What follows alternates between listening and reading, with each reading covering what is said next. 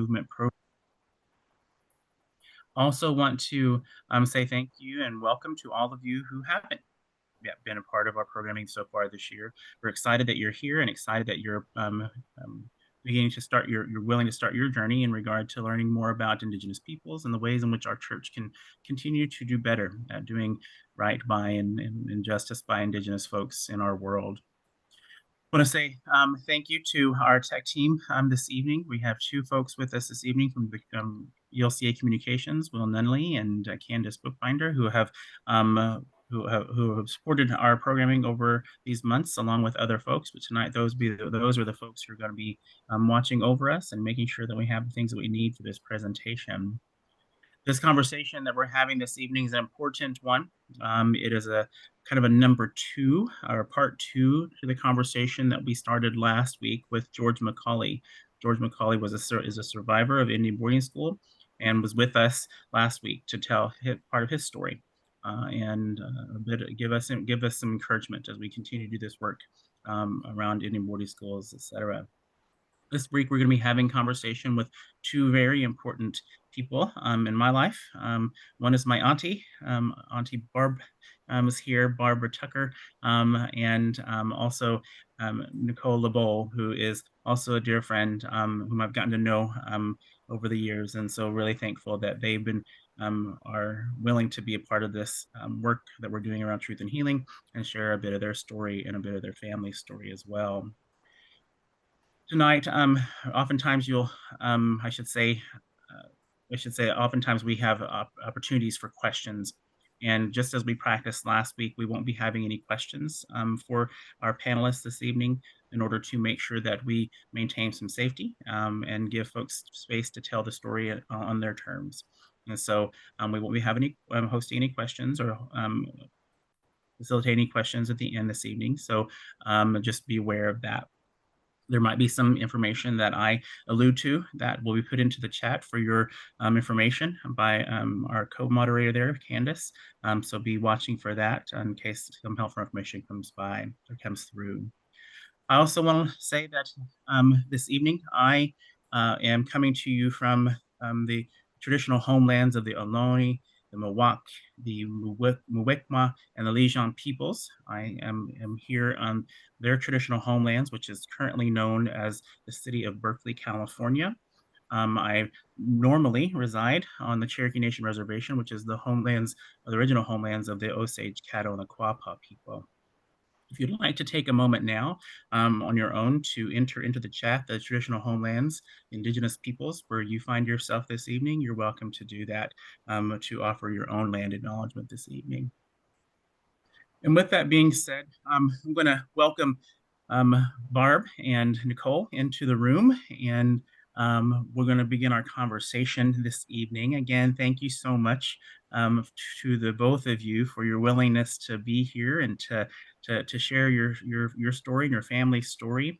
And I suppose the best place to start is a little bit of introduction. I know we have a little bit of a bio on both of you written on or posted on our webpage at elca.org truth and healing elca.org/truth and healing for those who are watching. But maybe if we could have a little more introduction or a repeat of some of that information, just having you tell us a little bit about yourself so they don't have to listen to me tell them about you. That would be good.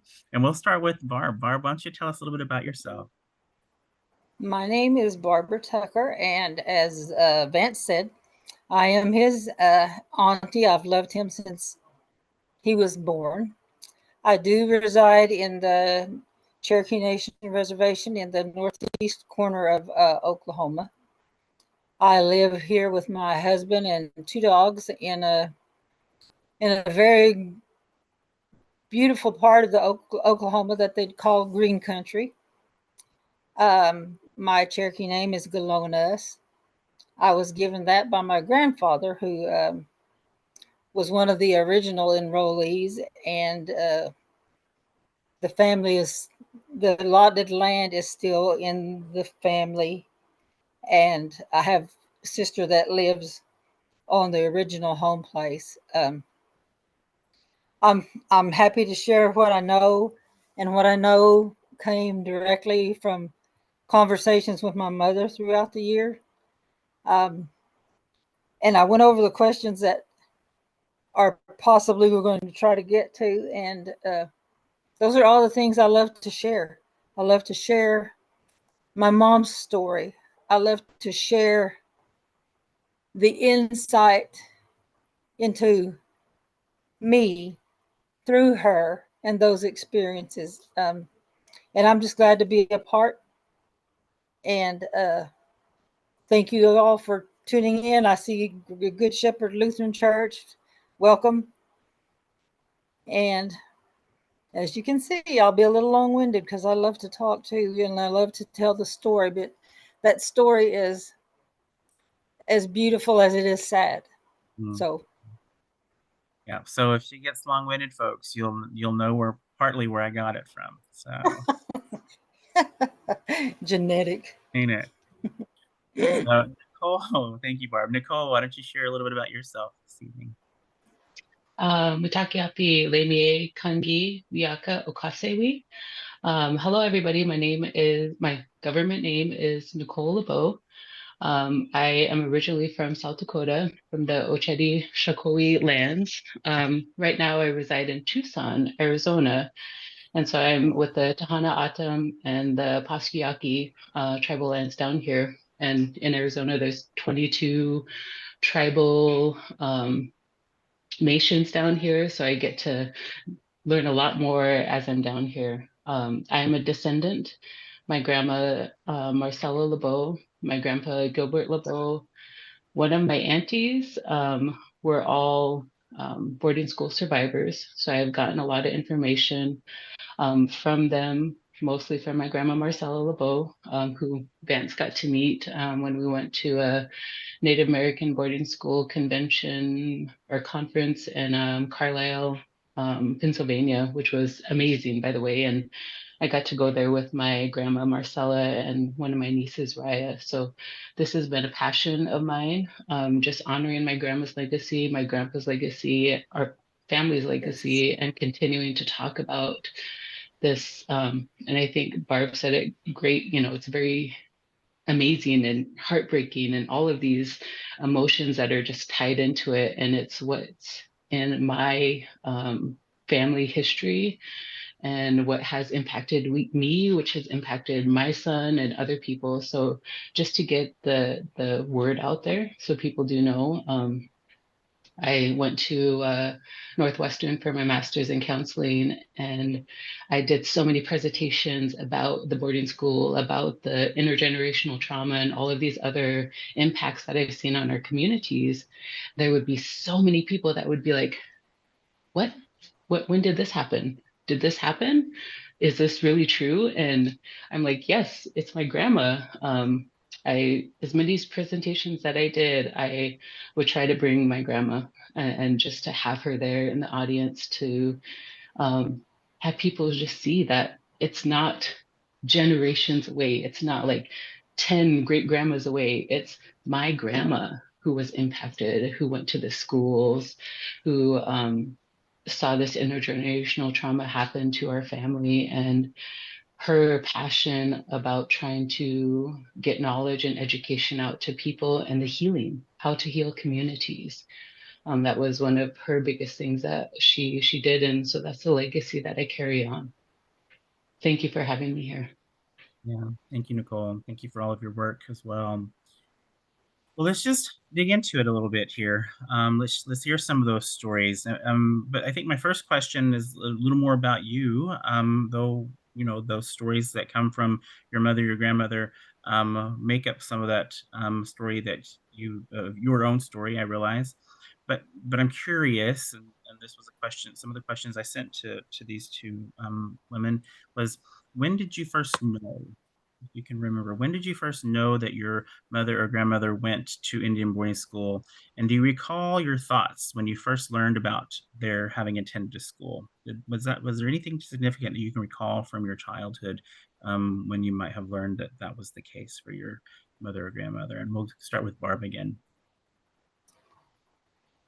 Was within many of the indigenous cultures, oral history is you know, prevalent to this day, because I have tried to instill into my children the same values and perseverance that my mother did. A little bit about her. She was one of 8 children when all was said and done. When she went to boarding school, there were her, my auntie, which is Vance's grandmother, and her brother. They were 4, 6, and 8 years old. Now, the choice to go to boarding school came out of basically tragedy, because you got to remember this is like the 1930s. My grandmother, whom I never got to meet, died at the age of 25 with those 3 children. So they were left with my grandfather. And he told me one day, we were just talking, and he, with tears in his eyes, he said, I tried so hard to take care of my kids, because those were my kids. He said, but times were hard. He said, and I just couldn't. So I had to have some help. So he goes to talk to this gentleman by the name of Jack Brown, who was the director of Sequoia Orphan Training School, is what it was called back in the day, which is now Sequoia High School, which is a thriving school. And that makes me proud, because I know from the roots where it came from, you know. So that, but some of the stories she would tell, and she didn't always want to share every detail, but for example, you who are, those of you who are parents, you know what it's like to worry and want to take care of your children when they're sick. Well, she said one day they loaded us all on a bus, took them to Tallahena, Oklahoma, which is not a short drive, take them all to this little clinic. They get their tonsils removed, they bring them right back. I personally have had my tonsils removed, and if you know how painful that is, and imagine being a little 8-year-old girl and having to deal with that on your own. So she developed a mindset of, it wasn't her, for her it was fight, it was never flight. She got into fights, but she was always protecting the little sister. When brother got old enough to leave, which was about 7th or 8th grade, he goes home, but the girls are still there. Well, if you fast forward to my life, the things that they did with them had a direct impact on mine. These 3 children were all fluent Cherokee speakers till they got there. They weren't allowed to use the language, lost the language. And not only did that affect her, it affected me, and now my daughters and my grandchildren. So you're talking 5 generations that the language was stolen. So we work hard to get back what we can get back. I study, but you have to have somebody to speak with to really master the language. And I was fortunate enough to marry into a full-blood Cherokee family. My husband's a full-blood. I'm half. My mom was the full-blood, and my dad was just a little white guy with big blue eyes. But he was Cherokee through and through. He didn't. Fun fact, my daughters, one day we were talking, and somebody said something about, well, he can't do that because he's white. And she said, who's white? And I was like, your grandpa. My grandpa Enoch is white. They didn't know he was white. They had never been, on my part, taught any different, so they just saw their grandpa. But the stories just go on and on and on. And I just think about the tragedies. She said, I could hear my little sister crying, but they wouldn't let me go to her. And I could hear her crying herself to sleep night after night. She said, and sometimes I would crawl like an army crawl down that hall to her to get her to stop. She said, I didn't care if they found me and, whipped me or whatever. She said, their treatment as far as abuse was not, she never spoke of. But, I'm sure it was different at every boarding school because you have a different group of people, in charge. But we'll fast forward to 1988. And I became a teacher at the same boarding school that my mom was a resident at. And she said, never in my wildest dreams did I ever imagine I would have a child of mine walk in those same halls and that same campus that I did and that I hated so much. And she ran away 2 or 3 times, and Jack Brown would go get her. Well, for me, Jack Brown was just the name of a building. I didn't know it was till she talked about him, that it was an actual person who drove all the way to Little Kansas, picked her up, took her right back to, and it wasn't, all the experiences weren't bad because she was a wonderful mom. So whatever, good came of it, I got to have that part with me. But she's, like I said, she was one of 8, and she ended up raising 8. And out of those 8, 6 of us have college degrees and higher. So the power of one is very much a thing. Because she came from, there was alcoholics, 3 brothers and a sister all died at the age of 42 from alcoholism. And she said that was not going to be my life, and it was not going to be the life of my children. And I have 3 daughters, and I have 2 college degrees, so we're doing pretty good. We are fighting our way back, and the way you do that is the more you learn, the more you are capable of stepping forward and stepping out and creating your own scenarios. Absolutely. Thank you, Barb. Thank you for sharing that. Thank you. Nicole. And I hope I'm not educating you on things you probably didn't even know. So I'm sharing with Vance too. Thank you. Part of your history.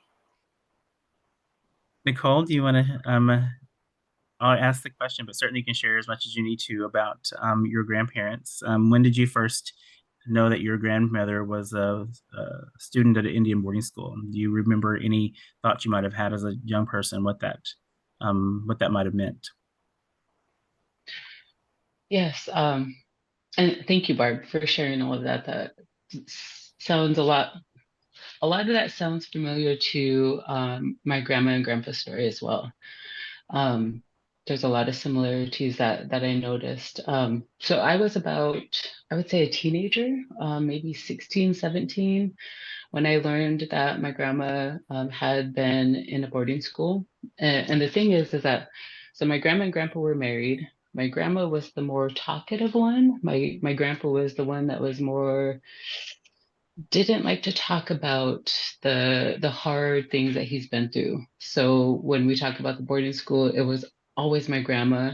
It would be stories that maybe my grandpa's brothers and sisters had talked about and then shared with their kids. That's how I got information about my grandpa. He was also in the Navy too, so he didn't talk about any of these hard things that he experienced. So that was a big difference that I saw in the two of them. And when my grandma shared that she was in the boarding school, it was, I think, a very strange thing for me to hear. Like, what does that mean? Like, you had to go away, like, from your parents, from your family, from your community.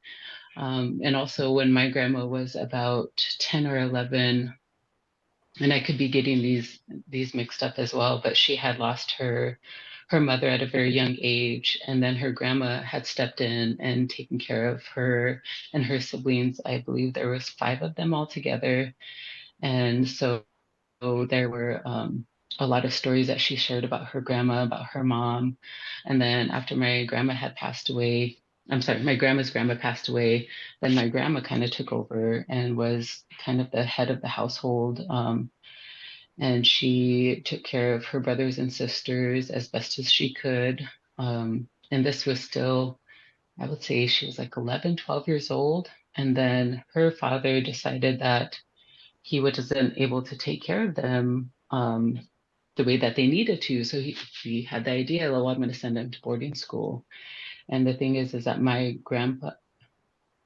grandma's father was Irish. So he was full blood Irish, and that we got the Lakota genes from my grandma's maternal side. So he sent them to boarding school, and this was a day school on a reservation. My grandma talked about it as being half education and half trade. So they would learn things, but then they would also have to do things too, like sewing or cleaning or doing all of these other things. So she always talked about how she got half the education that she needed. And that was something that would really worry her and that would really concern her. So her dad always talked about get an education. They can't take that away from you. So that's the message that she passed on to all of us. And so my mom, me, we pursued our education. And that's why I wanted to get my master's in counseling so I could continue helping that heal. But also my grandma's words like really stuck to me, like get that education. They can't take it away from you. And so I'm trying to get all this knowledge I can and just kind of keep it and hoard it and, just do that as much as I can because again, honoring my grandpa's legacy is I'm getting that education. They can't take it away from me. And I will continue to honor them in that way. Um, Again, like Barb was saying, there's so many stories, there's so many things that have happened. I could continue to just go on for hours and hours about this. And this is just me being a descendant, it's not me being a survivor at all, but it was almost the way that my grandma would share it was almost me being there. It was almost me being this kind of set of eyes that was just there watching even though she knew English before she went to the boarding schools, it was still hard for her. She was away from her family. She was away from her brothers and sisters. She didn't really know anybody. You weren't allowed to really talk to anybody or make friends. So they did it in secret, of course. And so there was a lot of things that she saw um, non-English speakers having such a hard time and saw the abuse that happened to them. She also suffered the abuse from the people that were running the boarding schools. And the language thing that Barb was talking about, my grandma was fluent as well. My grandpa was fluent as well. And it just kind of they didn't continue that. So my grandma was saying she didn't want to tell or teach her sons and daughters the language because she didn't want to have them have a hard time at school. She didn't want it to have a negative effect on her. So she didn't teach anybody the language, my grandma and grandpa. So my mom and her brothers and sisters didn't really know. So I'm trying to learn now, and it's definitely hard. Like Barb was saying, I don't have a immersive family home right now to just talk in Lakota all day every day, which I would love to. That's my dream is to be fluent and to be able to talk freely like that to my relatives. I know there's that connection. I can feel it. I can feel it in my bones. I can feel it in my blood. I know it's there and I know I can do it. It's just me not having it is really hard. And there's a lot of other things that my grandma noticed and she would share with us. For example, even the color red. My grandma would never wear the color red because that was known to be an Indian color. And that's how Indians were seen, was by the color red. So my grandma lived till she was 102, which was amazing. It's been, well, it'll be 2 years pretty soon that she has passed away. But her whole 102 years, she never wore the color red. She would always pick something else. So there would be times that I would purposely give her that color red in something, not like a whole outfit, but maybe like a scarf, maybe some gloves, maybe something like that, where she could start seeing if it was okay for her to wear that color. And it's seemingly like these little things that she has in her head that she kind of just passed down to everybody. And that's what Barb was saying about that intergenerational trauma. It happened to her, but she passed it down to her kids. And then, her kids passed it down to like my generation. And we're starting to notice and starting to be very aware that that intergenerational trauma has impacted us so much, not just our own family, but communities. And then we've impacted each other in different ways. The kids were taken at a very young age into the boarding schools. So they didn't learn about how to be a parent, how to be a family, how to be a good relative. They learned how to, not get punished, how to just be in class or do their trade or whatever it was. So they lost a whole generation of knowledge. And when they came back, they were so traumatized that they were just trying to survive. Like, how do I get through this? How do I make it? And a lot of them turned to things that took away that pain. And it's definitely something that we're starting to see now. There's a lot of shame, a lot of secrecy, a lot of silence. And we're starting to talk about it and allowing that space to be there for a lot of the survivors. And it's amazing. And also, the survivors are getting older and older and older, and we need to help them and make sure that they're okay as they're getting into the next phase of life and helping them heal. Be the voice that was silenced, for them. And I carry that. That's one of my, I am so proud of my mother. She worked her way through LPN school, went on to be an RN, was the president of the very first graduating class of Northeastern State University's BSN program. So she had her bachelor's. And to me, it's like every time there was a success or another degree or a job advancement, it's like, yes, that relieves some of the pain. And it's not pain directed at just an individual or an entity, it's just hurt, your own pain. But then you, like I said, then you feel those releases when something positive happens, something positive takes place. I have a granddaughter that's 23, graduated last December with a degree in psychology. She wants to be a clinical psychologist. And I, too, like you, have a master's degree in counseling. And it has really helped me help myself heal and to try to be, that presence for those who you see are struggling and you understand why they're struggling. And it's hard for an individual who hasn't been there to really understand it. But like you, I can feel your story. It goes to the very core. But somebody who didn't live that life or know even that life existed can't be as compassionate as we can be to one another. And that's what I always wanted to be for the students. I'm a 36-year veteran of education. I've retired twice and they keep bringing me back part-time, which I don't have to go back, I guess. But I just want to do what I can to help because my community is probably 80 to 85% Cherokee. I know the hurts, I know the pains, I know the struggles. And that was always my intent, was to If I can help one, I'll help that one. If I can help 100, I'll help 100.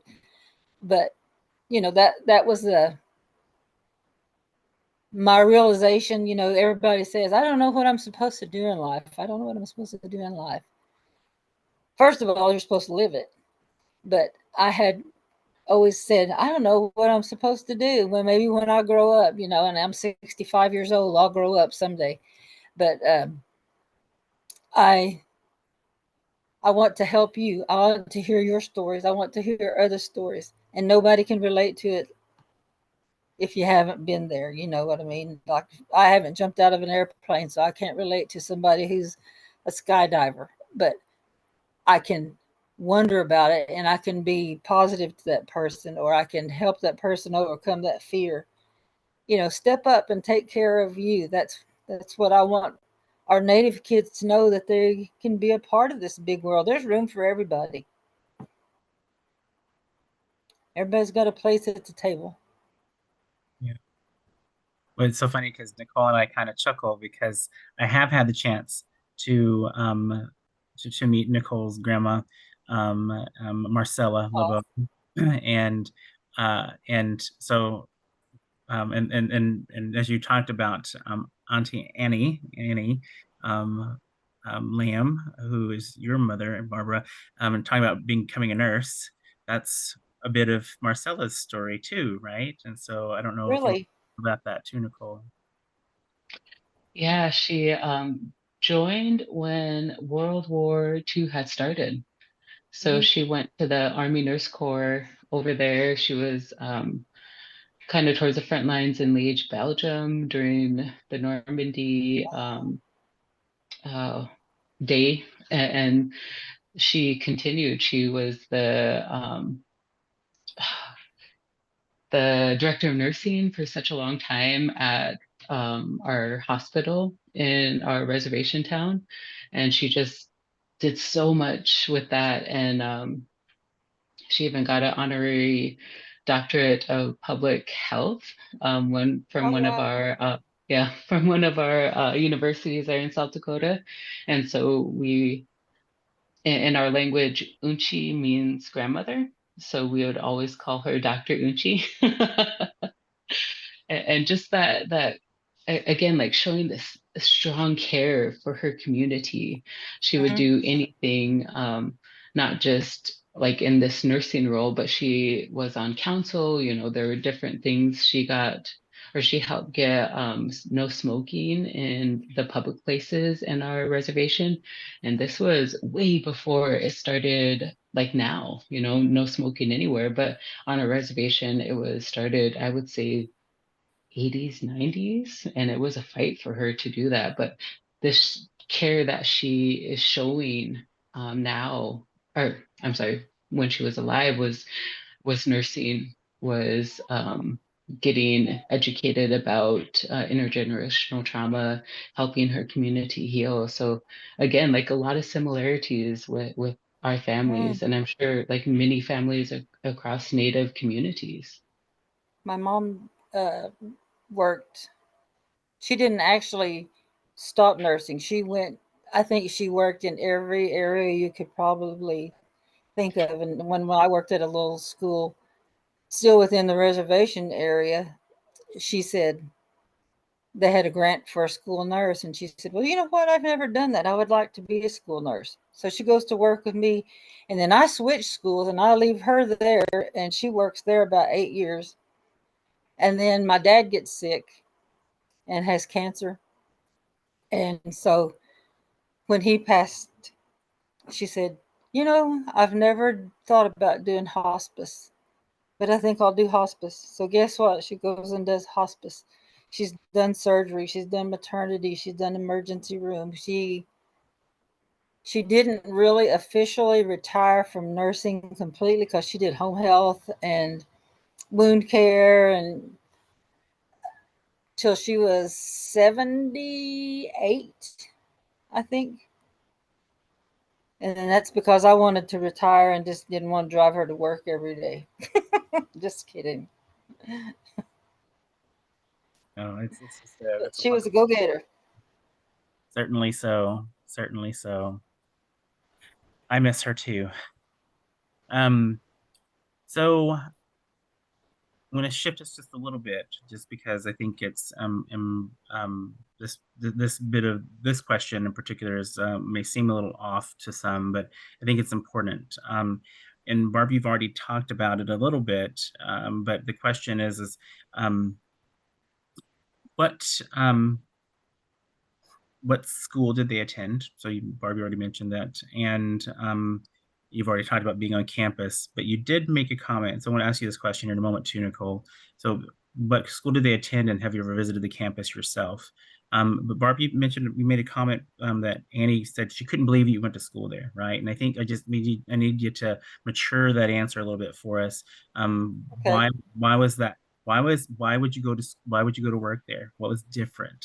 Um, and what have and you talk about what it's become now through your leadership and others' leadership over time. If you can share a little bit more about that, that would be good. Okay. I was I don't know, it just kind of came a job opening there, and it was like I said, about 1988 I think is when it was, and then I worked there 12 years.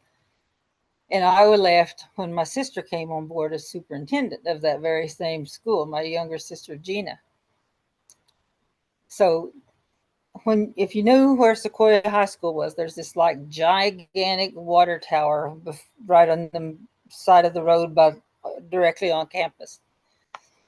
And for me, it was just like, okay, I can see the water tower, so I'm 5 minutes from work. And my mom's recollection of that was, oh no, there's that big water tower. That means I'm going back. You know, she dreaded it.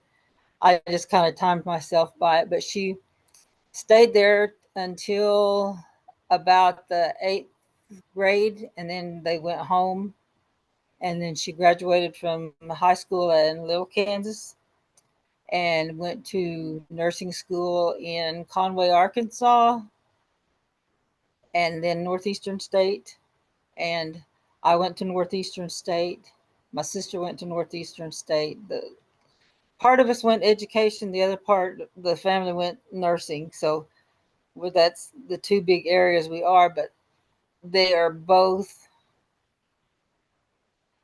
areas where you're serving. I mean, in a capacity, you're a servant. You're an extension of God, you know, to do for your fellow man. But there would be times, Vance, when I would walk the campus after a ball game, and because I knew where we had a football field, that was their pecan orchard, and they picked pecans. They had cattle over here by our wrestling gym, you know, and it's just the the back and forth between the two views. And but that's why she always said it made her proud that we came to the very same place, but in a totally different way, and achieved, you know, because we had achieved a success and could be there, not because there was no way to, you know, feed them when they were little and had to go there. Just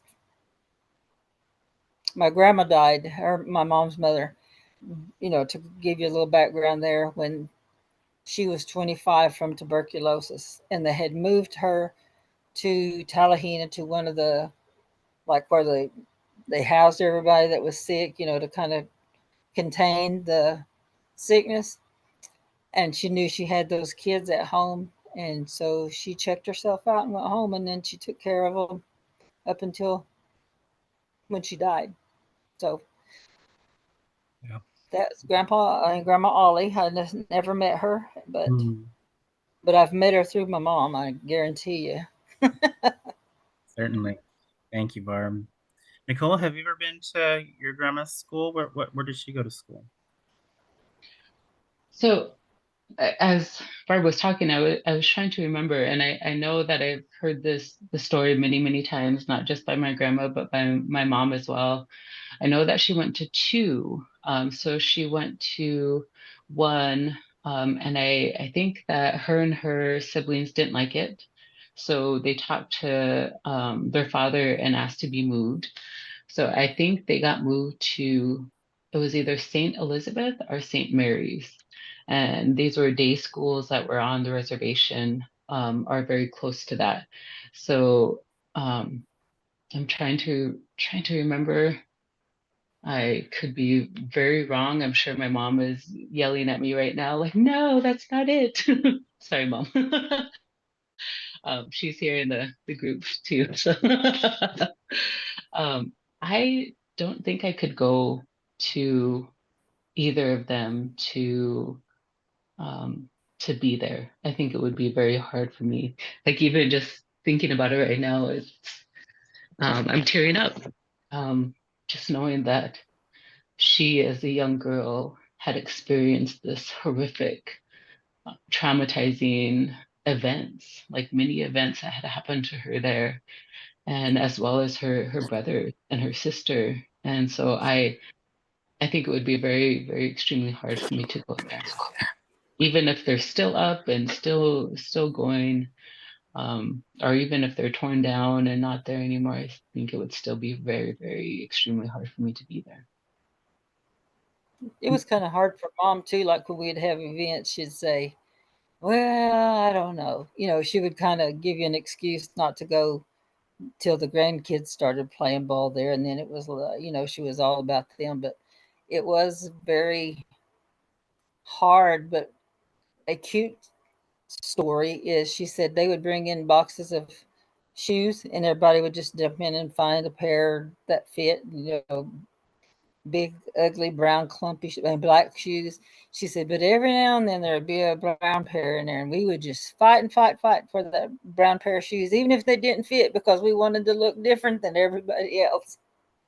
So just, I'm like you, I have a lot of stories, but they're still hard because I know it was real. It was not a made up story. It's not a movie of the week. It was her life, but she was a good mama. Mm-hmm. Yeah. Well, so we're nearing our the end of our time together here this evening already.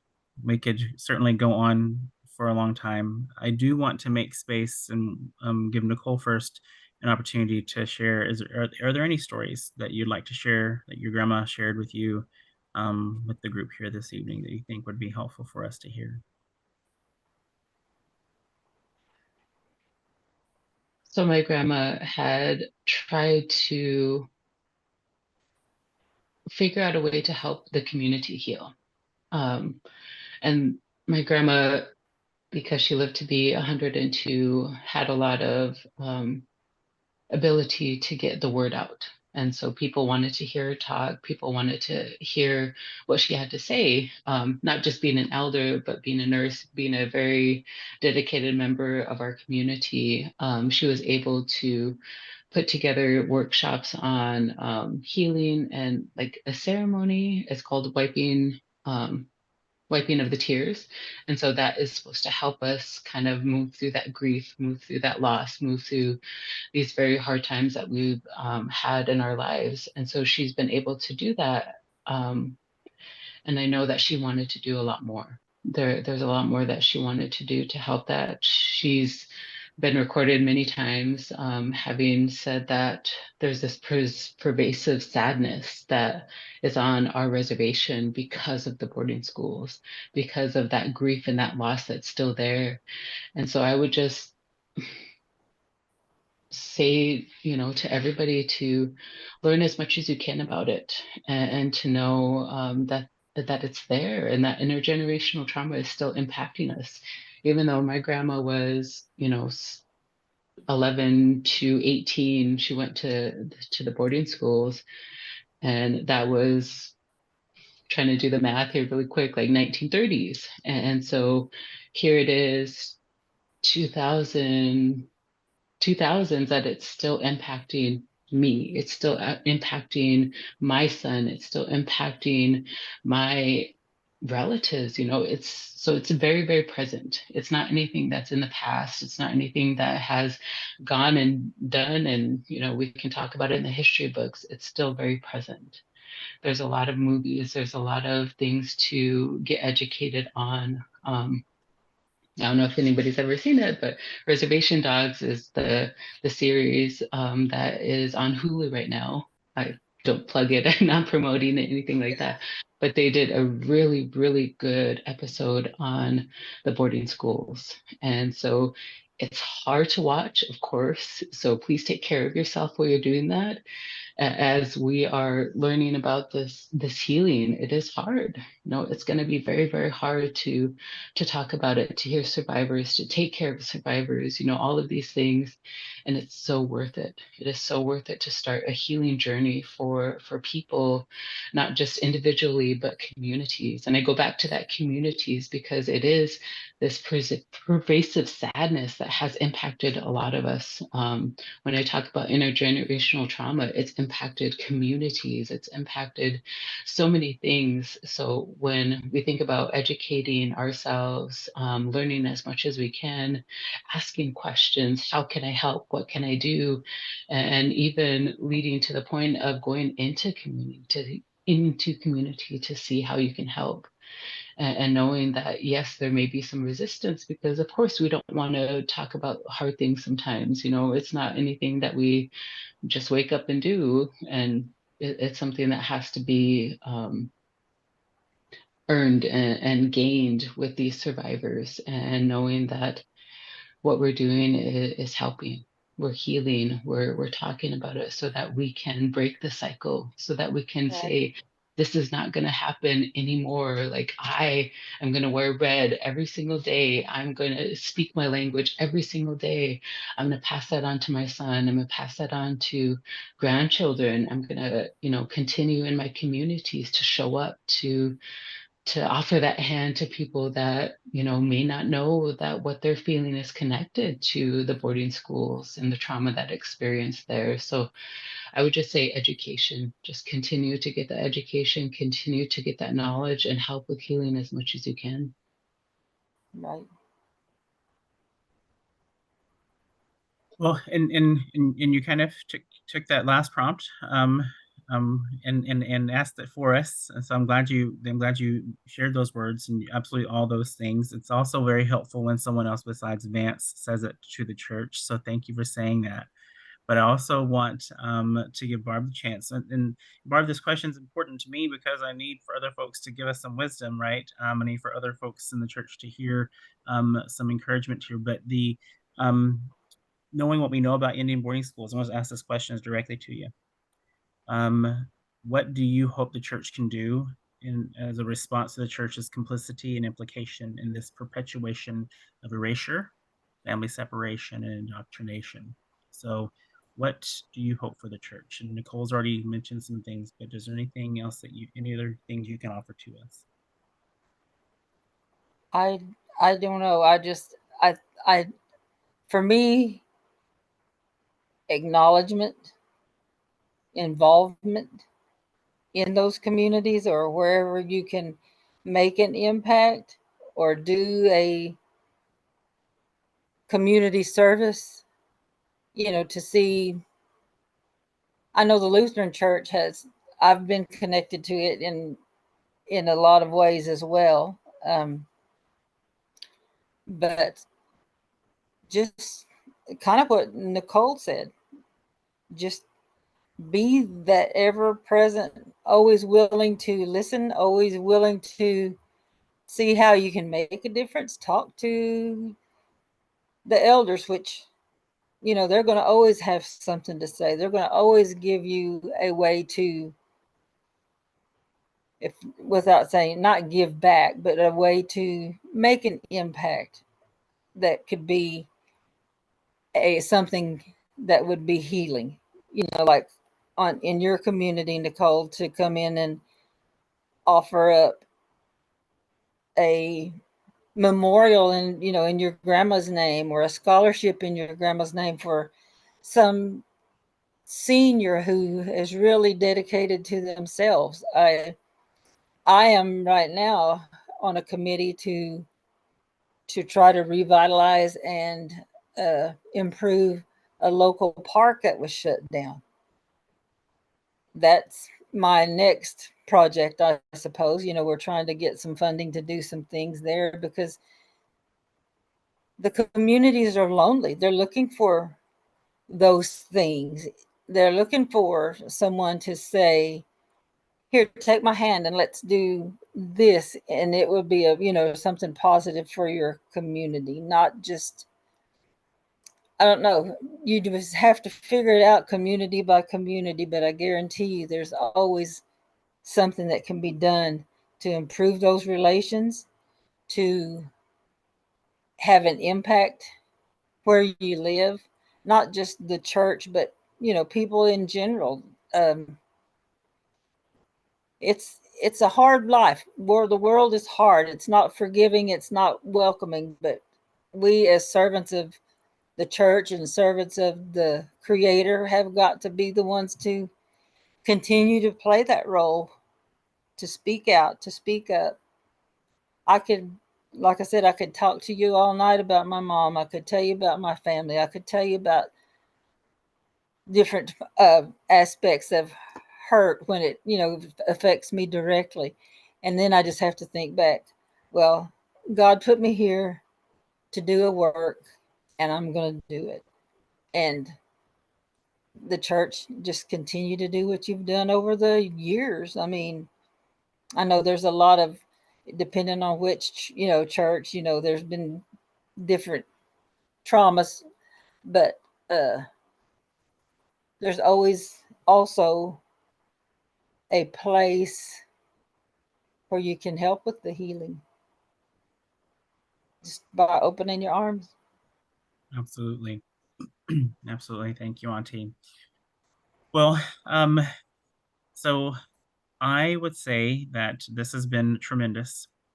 That the things that you have shared, the vulnerability that you have offered to us, the courage and bravery and generosity that you've offered to us just in these short moments is something that I will always be thankful for. I knew folks who are gathered here that these were the two that I needed to talk to tonight. I knew that when we decided we wanted to have this conversation, immediately these two were the ones that came to mind. And I knew I wouldn't have to ask a lot of questions because they're passionate about sharing the story of their survivor, of their relative, of their ancestor, of their mom, and of their grandma. And so I'm grateful for that. I'm grateful for your continued work and service in your own communities, but also the ways in which you've impacted the world through your service. Barb, Barb, we know in the community what you have done. Nicole, we're watching you, and so we're really, really grateful for the both of you, and thankful that you were willing to be a part of our Truth and Healing movement in the Lutheran Church this night in this way. I do want to say, I do iterate, I want to reiterate, and I also want to support the things that both Nicole and Barbara said around the work.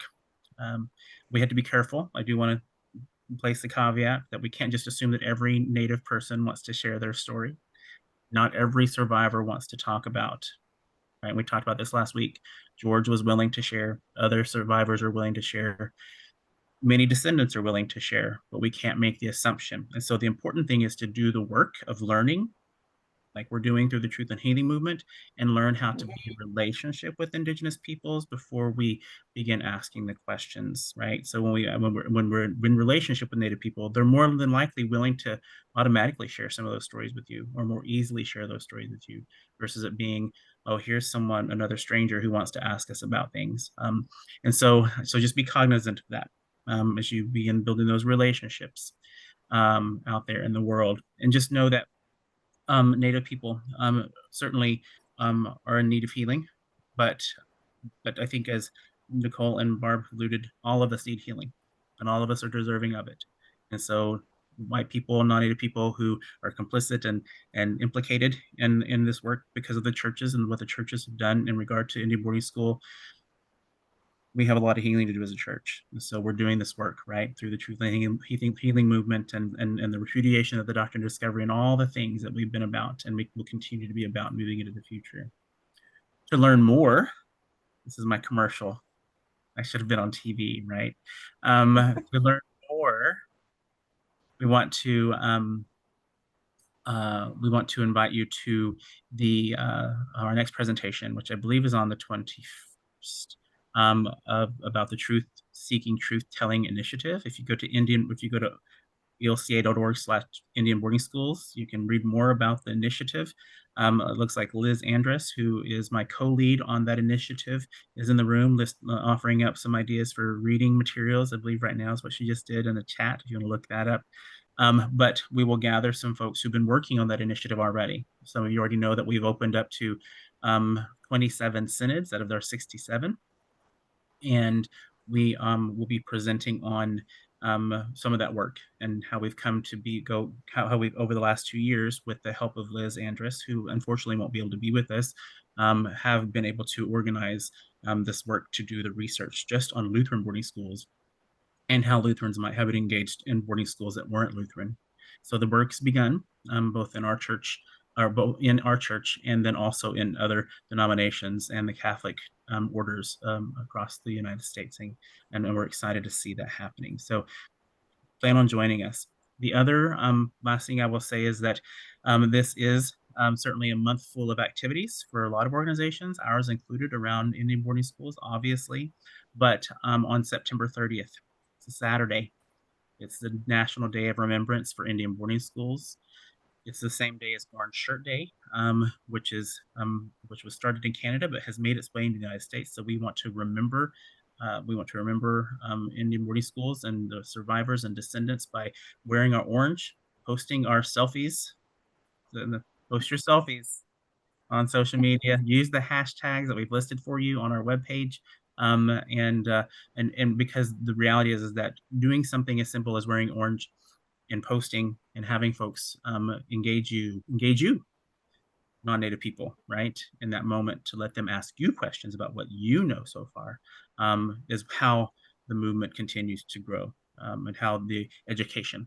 We know, as I worked at National Native American Boarding School Healing Coalition, we know that from 10 years ago, just 10 years ago, only probably 10% of the United States population knew that Indian boarding schools even existed. That number has increased a great deal for a variety of reasons, partly because of the work Canada's done, quite frankly. But you heard Nicole say earlier, as she's done presentations, I'm sure Barb as well in other places, is we continue to get these folks who say, what? Boarding schools? That was a real thing? That happened? Oh my God, I can't believe that. Over and over and over and over again. So wear your orange shirts, tell the story alongside us, make sure that you're being engaged, as Barbara's encouraged us, and just know that we're thankful for your journeying with us, and being in the journey with us in this Truth and Healing movement. Again, thank you, Barb. I want to thank you for having me, and I can't wait to meet Nicole in person, and I get her. That is family right there. Yeah. I can tell. Yeah. Well, and Barb lives on the creek down in Rocky Ford, down where I grew up. And she can get some crawdads out of that creek, and we can fry you up some crawdads too. So we'll have you over for dinner. She makes great dinner and a great strawberry cake, and she's gonna make me lemon cake here in a couple weeks. So yeah, absolutely. I made cinnamon rolls today. I missed it. I'm here in Berkeley eating salads. So, well, I just want to say thank you to everyone for being here tonight. Thank you, everybody, for listening. Yeah, Nicole. Yeah, thank you. I want to close this in prayer, if that's all right with everybody. Absolutely. The Lord be with you. Greater God, great Spirit, we give you thanks today for the opportunity to be in this virtual circle with all these amazing folks this evening. The folks that you have called, the people you have called to be a part of this circle, to both share and also listen and learn.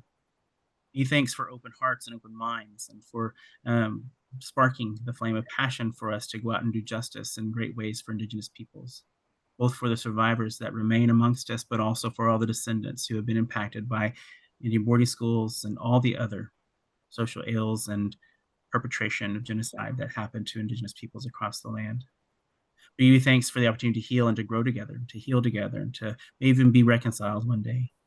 Might this healing work continue? Might we continue to embrace the truth, believe it, so that we might be better and do better moving into the future.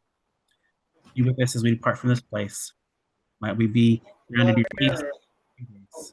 All these things we pray in Jesus' name. Amen. Amen.